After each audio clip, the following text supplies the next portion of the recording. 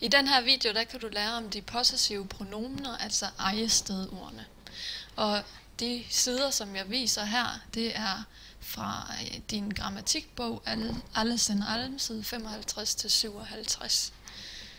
Det possessive pronomen, altså ejestedordene, er jo den her ordklasse, som beskriver ejendomsforhold. Det vil sige ord som min, din, hans, deres og hvis. De possessive pronomener på tysk bøjes jo i ental og flertal, og inden for både ental og flertal i første til tredje person. Første person ental hedder mein og svarer til dansk min. Anden person ental hedder dein og svarer til din. Tredje person hedder enten sein eller ihr. Det kommer an på, om man henviser til maskulinum ord eller til femininum ord. Og i flertal, første person hedder unser, hedder vores på dansk. Anden person euer, hedder jeres på dansk. Og tredje person flertal hedder ihr, og det hedder så deres på dansk. Her kan du se et skema over, hvordan man bøjer det enkelte personlige pronomen. Og som eksempel i skemaet her har man brugt ordet mein, altså det, der betyder min. Som der står heroppe, så bøjes possessive pronomener, altså nøjagtigt ligesom den ubestemte artikel ein. Og det vil sige, den bøjning, den kender du jo, så den skal du bare bruge på ordet mein. Det vil sige, nøjagtigt de samme endelser på ordet ein skal der være i det her skema her. Og de steder, hvor firkanterne står, det er jo der, hvor ordet ein ikke har nogen endelser. Alle de andre steder, så svarer endelserne jo til den bestemte artikel, som jo hedder der, den, des, dem, die, der, das, des, dem, die, der, den. Så som du kan se, så er der nøjagtigt de samme endelser som på den bestemte artikel. Alle de steder, hvor der ikke lige er sat en firkant ind, for der er der ikke nogen endelser sat på. Og det er nøjagtigt det samme som med den ubestemte artikel ein. Det vil sige, at de andre ord, der stod herom, altså dein, sein, ihr, unser, euer og ihr, de bøjes altså nøjagtigt ligesom mein bøjes i det her skema. I ental og flertal og i de forskellige kasus. Fordi det possessive pronomen hænger jo sammen med, ligesom den ubestemte artikel, hænger den sammen med et andet ord i en sætning. Og man skal altså så finde ud af, hvad det andet ord, hvad køn det er, eller om det måske står i flertal. Og man skal finde ud af, hvad led det er i sætningen, for at finde ud af, hvilken kasus ordet skal placeres i. Så står der her, bemærk, at unser og euer er grundformer, som man derefter føjer endelser til.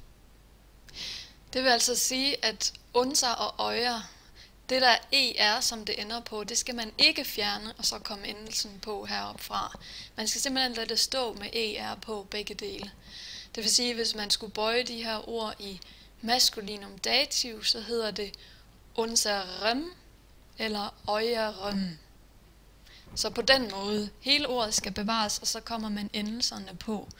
Det vil sige, at grundformen unser og euer, den har man heroppe i maskulinum nominativ og neutrum nominativ og akkusativ. Der hedder det unser og unser. Og de andre steder, der kommer man så endelsen på unseren, unseres, unserem osv.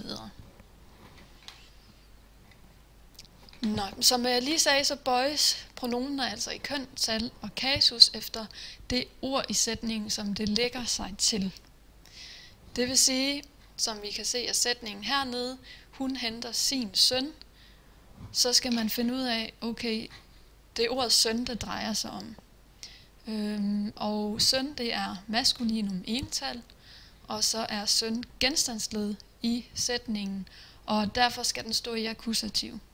Det vil sige, at den endelse, vi skal have sat på det possessive pronomen, skal altså være maskulinum singularis akkusativ. Og hvis vi kigger herop under singularis, maskulinum og akkusativ, så står der en, og derfor er der sat en på hernede. Han henter sin søn. Der står erholt seinen Sohn. Der er altså tale om det samme igen.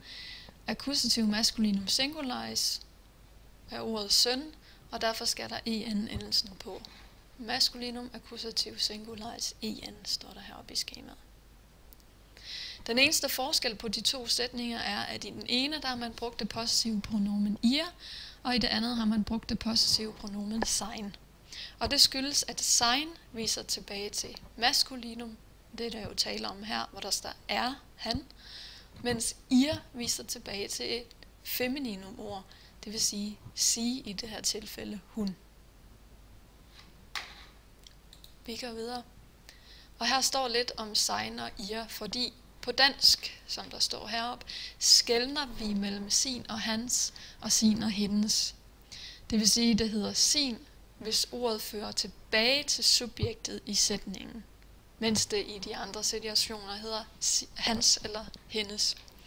Så Claus kysser sin kæreste, det vil sige, at han kysser sin egen kæreste. Hvis der står Claus kysser hans kæreste, så peger det altså ikke tilbage til Claus selv, så er der tale om en andens kæreste. Og det er så i det her eksempel, Wolf kalder de ham den anden, hvis kæreste han altså kysser. Og det samme hernede, Ingrid elsker sin ven, så er det altså hendes egen ven, hun holder af. Og hernede, Ingrid elsker hendes ven, så holder hun altså af en eller anden andens ven. Det er i hvert fald ikke hendes egen, det peger væk fra hende selv. Den skelnen har man ikke på tysk sprogligt. Der kan man ikke se, om det er tale om sin eller hans, eller sin eller hendes. Så det må man afgøre ud fra den sammenhæng, det optræder i. Derfor hedder det altså Claus kyst seine Geliebte, uanset om det er sin kæreste eller hans kæreste. Og så må man altså ud fra sammenhængen kunne afgøre, om der er tale om det ene eller det andet. Og det samme, Ingrid liebt ihren Freund, kan betyde såvel sin som hendes ven. Og man må ud fra sammenhængen så kunne afgøre, hvad der er tale om. Det var alt om possessive pronomener.